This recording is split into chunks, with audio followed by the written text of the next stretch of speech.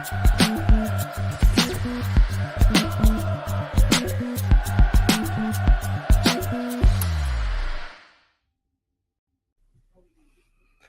everyone, welcome to the latest edition of the Royal Blue podcast. I'm your host, Chris Beesley, the Echo's Everton reporter, and I'm joined by Andrew Musgrove from the Newcastle Chronicle. How are you, Andrew?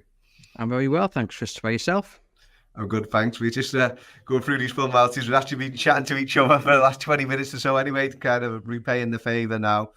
To speak about from an Everton perspective, to speak to somebody on Newcastle United's side of things. Going into this fixture, Andrew, obviously Newcastle had a great season last year, and we know about all the great players they've got, but they're actually a bit down to the bare bones at the moment. Quite a few players are missing. Are you able to tell us a bit more about that?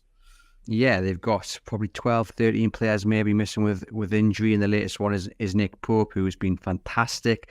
For me, arguably the best shot stopper in the Premier League. I know your listeners and viewers might argue with me about that, but he is now going to be out for 4 to 5 months. And it's Newcastle's luck with injuries. It's one of those where you're literally just scratching your head. And we were sitting there on Saturday when Nick Pope sticks his hand in the air. You instantly knew it was bad, and you're just shaking your head thinking you just can't believe it, because there've been some really weird injuries. Dan Burn getting wiped out by Joe Linton and knacking his back up. Elliot Anderson just getting out of bed and knacking his back up. Then you've got Nick Pope dislocating the shoulder. Jacob Murphy doing the same injury.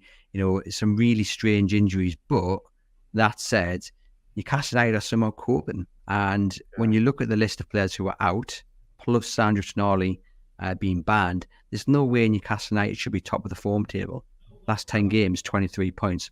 It shouldn't be happening, but somehow they're just getting through it, and it is testament to Eddie Howe and the players who have had to come in, and the players who have always been there as well, who've somehow escaped this bad luck of injuries. You know, everyone stepped up, and it's a miracle in many ways. Yeah. I mean, you talk about the different nature of the injuries there. Do you think it is just an unfortunate sequence of events there, where there's no sort of greater cause? It's nothing down to the methods that are being implemented up there? I don't think so. I think it is just bad luck. Like I mentioned, the injury Dan Burn got, he goes up for a header, and he's just unfortunate that he clatters into the tank that is Joe Linton, and then he falls from great height. I mean, Dan Burn is 6'7". You fall from the height he's jumped, you're going to knock yourself, and he has done that. Nick Pope, he's dived for a ball, and he could do that 1,000 times, that same dive, and never get the same outcome. It's just real bad luck. I know Eddie Howe's teams are set up to press high. They're full of energy, they're full of running, but I don't think the injuries we've seen are a direct consequence of that at all. No. I suppose, like you said, the fact that they're able to get the results anyway, that shows a great sort of resilience within the squad, and great, must be team spirit as well. The fact that they're going, I remember actually going back a long time now, but Everton had terrible injuries in the 86-87 season, and that was the year when they last won the league, and it was almost like it just gave them that sort of greater push to go on, really, in terms of the determination to get the results, whoever the manager was putting out there. Yeah, I mean, the team spirit is absolutely crucial, and we saw that in the game against Manchester United. Newcastle United have got that commitment to the club, to the badge, to the shirt. They want to run the extra mile for the manager. They buy into the project. They want every ball. You know, every tackle is being cheered, every pass, every run, and the spirit is what is key. And sometimes that matters more than ability. And it is pushing them through. And I think, we look at Jamal Lascelles, for instance. Newcastle United are missing Sven Botman, who is one of the best defenders in the Premier League. They've had to turn to Jamal Lascelles, who hasn't played all that much football before this injury to Botman, but he's come in, and in the games he's played, which will be coming up to, well, it's probably more than a dozen now, he's probably put in 5-6 man of the match performances, including keeping Mbappe quiet when PSG came to St James's Park. And I think the spirit, the commitment, and just buying into what the manager is doing, plus the relationship with the fans, it makes these players on the fringe of things when they get their opportunity, it makes them step up. It makes them want to step up, and it makes them want to train day in, day out to the highest level possible. So when they get their opportunity, they know they're in a position to take it. Yeah, and the one player who has been stepping up this season is one Evertonians know all about, Anthony Gordon. He's certainly a different type of player than the player, dare I say, that Newcastle had last season. Tremendous, absolutely tremendous. And I think everyone will look back to that game against Brentford last season when he was subbed on and then he was subbed off, and he didn't like it. There was a reaction which wasn't a good reaction, and I think that angered some people. But Eddie Howe, give him a second chance, and he's worked with him. And what we're seeing from Anthony Gordon now, Castle's in-form player, absolutely tremendous. The problem with that left flank before Gordon arrived was you had Alan St-Maximin, who the ball at his feet, he would dazzle defenders. He could turn left, right, behind, and the defenders couldn't handle him. But what you didn't have was end product, and what you didn't have is someone tracking back and helping out. And Anthony Gordon has both those. He might not have the tricks that St-Maximin has, but what he does is very simple. Gets the ball, runs at the defenders, gets past the defenders, puts the ball in the box, or takes a proper goal, and he's scoring goals, but he's also getting back and helping the defence. And, it's testament to him for working hard. It's testament to Eddie Howe for looking at a player who, I'll be totally honest with your listeners and viewers, not everybody wanted. When he was signed in January, some people thought it wasn't the priority. Others questioned his attitude because of how it went at Everton towards the end. But those who made the decision at Newcastle have been proven right, and you've got to give credit to everyone, including Anthony Gordon, for knuckling down and working really hard and getting to the stage now where really he's knocking on Gareth Southgate's door saying, why on earth am I not in this England squad? Yeah. You talk about that change, and how we'll feel totally vindicated now in making that move, and it's paying off for them. Do you think there was actually a moment where it did change for them, or was it just a gradual process of just learning to sort of meet the requirements that was needed from him on the side? Yeah, well, I think as he hadn't played football consistently for quite a while before he joined Newcastle, he was always going to have to take a wee while to get up to scratch. And we know with Eddie Howe's side, the fitness, the stamina, the work rate has to be there. Otherwise, everything falls apart. But I think it's probably a mix of both. That afternoon against Brentford and his reaction to being subbed off, I think that was probably a very delicate moment. Yeah.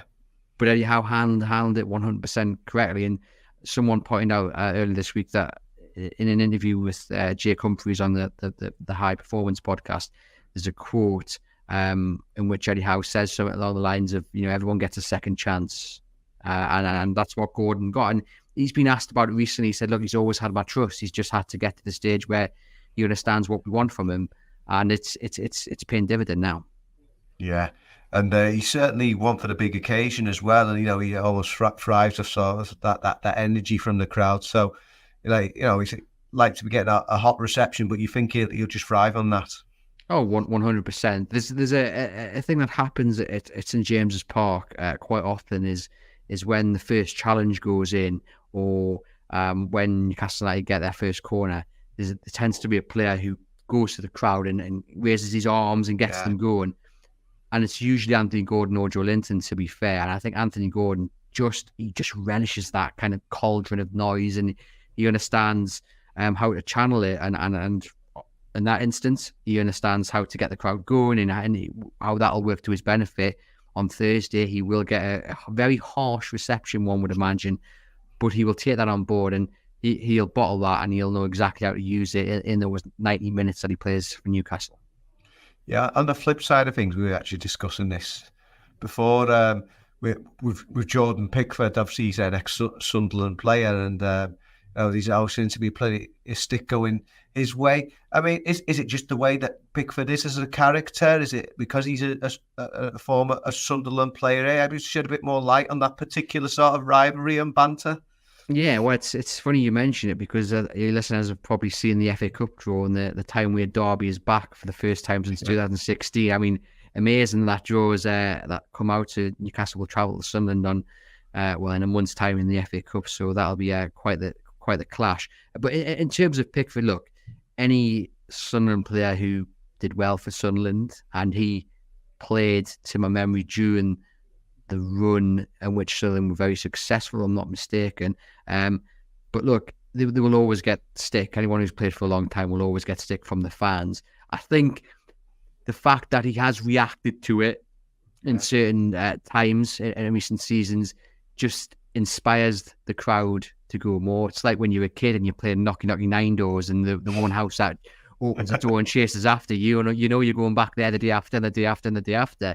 You know, that's kind of the same thing. And if Pickford was just like, meh, I'm not that bothered, I don't think he'd get half the stick. But we all know about that 3-2 victory for Newcastle when Rondon and Ayoze Perez got the goals in the second half of that game. I remember sitting in the press box and watching Pickford walk down the tunnel, and some fans had got above the entrance, and he didn't sort of flip them off, but he wasn't too far off from doing something, and that riled the crowd up, and you're just thinking he didn't need to do that, because that definitely played into Newcastle's hands in that second half. Newcastle were in his head, and from an Everton point of view, you just have to hope he's matured, and he just doesn't let it impact him, because the first sign of weakness that he shows on Thursday with the chance and what have you, Newcastle fans will be even more on his back. Yeah, I mean, obviously there's been a huge reaction from the Everton fans in terms of the 10-point reduction, and that's continuing now, and will continue to be a lot, certainly until the result of the appeal comes through, and we'll have to see how that one goes, one way or the other. Just as an outsider, what has the thoughts been up on Newcastle was seeing this? Because I mean, it's the biggest points deduction in English top flight history. Over 135 years, nobody has ever been punished this harsh. Yeah, I think from a Newcastle point of view, it reaffirms why they're being so careful with financial fair play, because they don't want to face something similar coming down the track, whether it's whatever they've had or what Man City may have in the coming months. And there's been a lot of talk about why Newcastle being so cautious. They're the supposed richest club in the world, but this is exactly why, because there are rules and you have to adhere to them. Look, you don't ever want to see a club going down in circumstances like this where it's not solely based on the football. And I'll admit I don't know too much about it, but the rules are there. Everton, I don't think Everton are arguing that they've broken the rules. They're arguing, I mean, correct me if I'm wrong, but they're arguing against. That did change. At first they were, but then as it went along, they're now not disputing. And I think look, we know the Premier League have got some issues, and they never seem to change the rules. They never seem to do the simple thing. I look at the Newcastle United takeover, and the talk of a state-owned club, should that be allowed? No, but have the Premier League really changed the rules to stop that happening down the line? Not really, if you look at what they've actually done. And I think I just wonder with Everton of whether they're setting the example. They're using Everton as the precedent to say, hey, look, if you break the rules, this is what's going to happen. And I get, from an Everton point of view, you're going to be massively angry at that. From a football point of view, if Man City, if it comes to Chelsea, if it comes to any other club, and they're shown the same punishment, the same harshness in terms of the rules they've broken, and obviously with Man City, given it was 115, supposed alleged charges, if the punishment is in the same bracket, which it would be a lot worse, then maybe there wouldn't be so much argument. But I think it all depends on what happens to Manchester City, really. And then if they don't get handed down a similar punishment in relation to the amount of charges, then I'd be questioning it somewhat. Yeah, and like you say, there is sort of like an example for Newcastle, because I know it's certainly not to the same extent. They've not got the money that Newcastle owners have got. But I mean, Farhad Moshiri chased the dream in his early years at Everton, didn't come off, and this is all the repercussions of that. I suppose on the one hand, Newcastle done well, because before they even spent the big money to obviously they did spend money, but not, like you say, not gone crazy, but got into the Champions League straight away. So that's going to be a big help. So you're generating a lot more funds. But, it is a cautionary tale, the Everton tale for Newcastle. Yeah, for me, it's you look at Everton and what they did, and you hold up as an example of one to learn from. Yeah. I think, again, this is me looking from the outside in. With Everton, there was so many different kind of characters at play. I think what Newcastle United have done really well is they've got a director of football in Dan Ashworth who works with Eddie Howe, and then there's the chief scout, and they're all together. They're all singing off the same hymn sheet. And it looked like at Everton there was different people trying different things, buying players that not necessarily the manager wanted, etc., etc. And it left them with a squad, an inflated squad of players who couldn't really fit in. And we saw that with Rafa Benitez. We've seen it with other managers, and I think Sean Dyche has actually done a decent job trying to clean up the mess, really. And I think Newcastle need to be applauded for having I'll say a clean understanding of where they want to go, rather than different people, going down different paths and expecting, success, which is never going to work, because you all need to be pulling in the same direction. Yeah, just obviously finish going back on the field matters. We've spoken all about Anthony Gordon there, but who else should Evertonians be looking out for in this much changed Newcastle lineup right now? And how do you think Eddie Howe will approach this game? Kieran Trippier is playing some fantastic football. I know he's 33. He's not quite as old as Ashley Young, so I was going to say a veteran full-back, but he's still got 5 or 6 years on him. He's playing the football of his career, arguably, but Kieran Trippier, he's unbelievable defensively, going forward, set pieces. So he's going to be one to watch on Thursday. Bruno Guimaraes is back to his best, always wanting the ball. We've got Lewis Miley, a young lad in midfield, who sort of step up because of the injuries, but he looks like a man who's 25, 26, not a 7-year-old. His footballing brain's so clever. His touch is excellent. He's likely to start again on Thursday. And a shout out as well to Jamal Lascelles, another man who's had to step up because of the injuries, but he's just seemingly found another level, and he looks like a top class Premier League defender now, which is quite something to say. In terms of the way Eddie Howe will approach this game, he'll be wanting to win the game. Every game Newcastle play, Eddie Howe wants those 3 points. I think he will be looking at it and accepting that the players might be a wee bit tired. So I think he'll try and go out and kill the game from the word go, press high, force Everton into mistakes if they dare to pass the ball out from the back. And if indeed Everton try and take the game to Newcastle are equally determined to absorbing the pressure and hitting teams on the counter. We saw that against Chelsea. It was actually a really good mix of how Newcastle play. They've got 2 different ways. They can take the ball, they can be patient with it, they can build up and then hit you, or if need be, they can sit back, absorb pressure, and then hit you on the counter. And that's the beauty of Newcastle United today. They've got a plan A and they've got a plan B.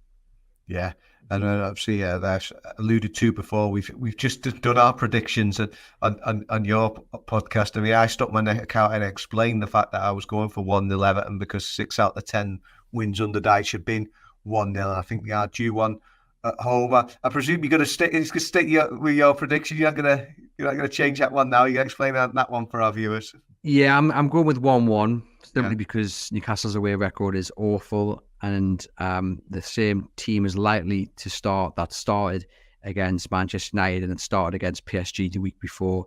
PSG, there was no subs. Man United, there was 2 subs, but one was for Nick Pope, who was the goalkeeper. He's injured, and one was Matt Ritchie coming on like the 6 minutes before time. So they've not really had a break. Newcastle haven't really got the ability to change it up at all unless it's youngsters, which Eddie Howe won't do.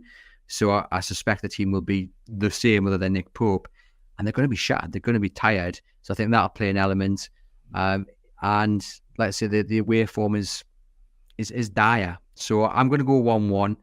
And if Newcastle can take a point against Everton and then say they beat Spurs on Sunday, then it's a massive point. Thank you so much for joining us today, Andrew. It was a view from the North East ahead of Everton versus Newcastle. I've been your host, Chris Beesley. This has been the Royal Blue Podcast.